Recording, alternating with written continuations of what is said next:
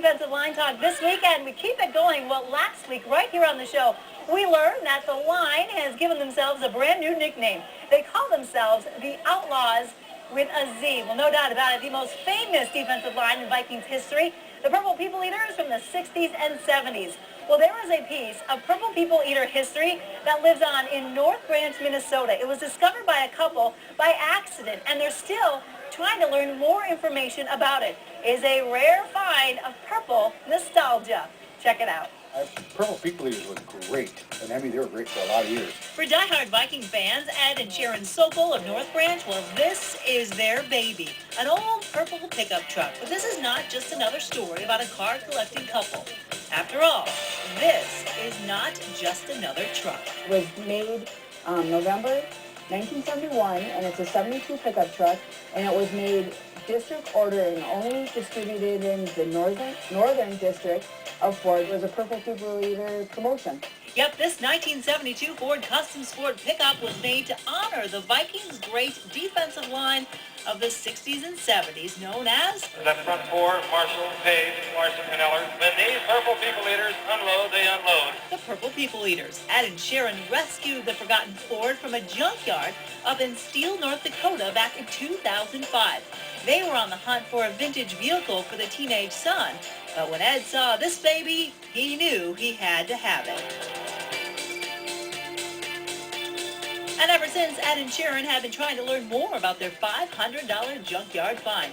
What tipped them off that the truck was something special? This. The truck came with a Viking Purple People Eater decal right there on the right side of the truck. It's so faded now, even Ed and Sharon didn't see it right away.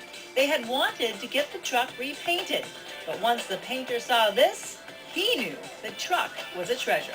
He said, you know, you better not paint this truck because it's an original Ford truck painted by Ford.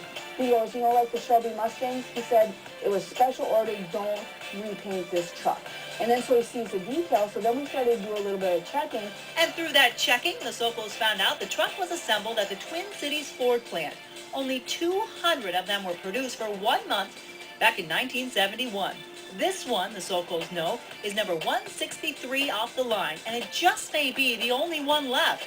This one was originally purchased from a dealership in Linton, North Dakota. And when the Sokols found it in the junkyard, it was in perfect shape. We're pretty proud to have probably one of the only trucks of the Purple People Eaters history, so it feels pretty cool.